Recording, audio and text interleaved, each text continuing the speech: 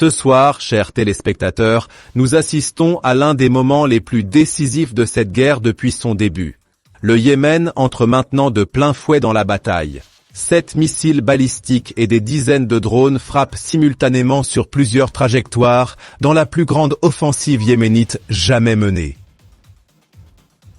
Il ne s'agit pas d'une simple brèche, mais d'une fracture stratégique en profondeur. Les radars israéliens vacillent face aux boules de feu yéménites qui déchirent leur souveraineté aérienne au-dessus de Tel Aviv, Jérusalem et Haïfa. Ce soir, chers téléspectateurs, nous ne couvrons pas simplement l'actualité, nous assistons à un séisme qui dicte le cours des événements. Ce soir, le ciel au-dessus de la Palestine occupée ne leur appartient plus. Ce soir, la terre tremble sous leurs pieds du nord au sud. À ce point, chers téléspectateurs, nous ne rapportons pas seulement une nouvelle urgente, mais nous documentons un moment historique de cette confrontation. Ce soir, dimanche 29 mars, restera la date où la géographie de la terreur s'est étendue à chaque parcelle de territoire occupé.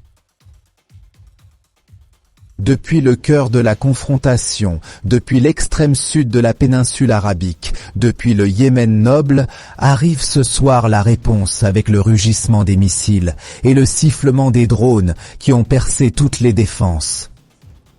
Nous sommes ici, au nom de l'attaque yéménite, pour l'annoncer ce soir. Notre feu est à votre service. Ce n'est pas qu'un soutien, mais un dernier avertissement et un appel du destin aux colons de Tel Aviv, de Haïfa, de Haute et Basse Galilée, du Golan et de chaque recoin que vous pensiez sûr. Il est temps de passer à quelque chose de plus grand. Il est temps de goûter les conséquences de ce que vous avez semé, car le ciel ce soir pleut vraiment et la terre vous rejette. Nous réitérons donc le titre principal de cette nuit.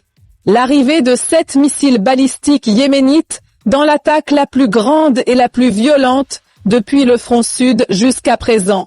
Elle a touché des zones dispersées et vitales au cœur des territoires occupés, selon les données préliminaires. Les informations du terrain indiquent que ces missiles sont venus simultanément avec des dizaines de drones dans un schéma d'attaque intégré visant à étendre la pression et à brouiller les trajectoires d'interception par la multiplicité des cibles et leur synchronisation dans plusieurs directions.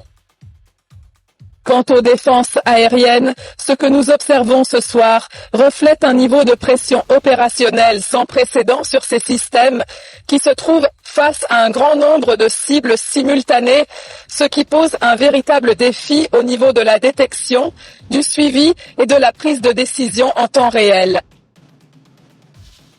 Ce type d'attaque, combinant missiles balistiques palestiniens et drones, complique l'espace aérien et limite la capacité des systèmes à traiter efficacement chaque cible, surtout avec la convergence des timings et la multiplicité des trajectoires.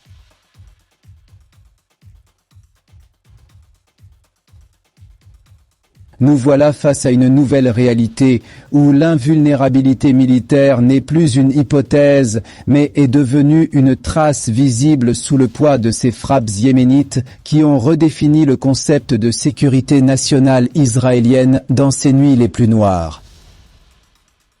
Alors que le feu fait rage en profondeur, le briefing militaire de Sanaa est venu dessiner les contours du lendemain de cette guerre. Le porte-parole des forces armées yéménites, le colonel Yahya Sarri, n'a pas annoncé une simple attaque, mais a annoncé le lancement de la deuxième phase de la bataille du djihad sacré. Le communiqué yéménite confirme que cette vague de missiles balistiques et de drones faisait partie d'un tir conjoint avec l'axe de résistance en Iran et au Liban, ce qui a fait paraître les défenses aériennes israéliennes comme tentant de bloquer le soleil avec un tamis. La déclaration précisait aussi que les opérations ne seraient ni limitées ni ponctuelles, mais prolongées et intensifiées dans la phase à venir, ce que reflète précisément cette nuit avec la première application à grande échelle de ce type d'attaque. Plus précisément, nous ne sommes pas face à une frappe isolée, mais à une trajectoire opérationnelle ouverte qui monte en intensité et s'étend géographiquement, ce qui donne à ce qui se passe maintenant une dimension dépassant l'événement ponctuel pour devenir le début d'une nouvelle phase de cette guerre. Nous signalons maintenant à nos téléspectateurs cette information de dernière minute qui vient de nous parvenir.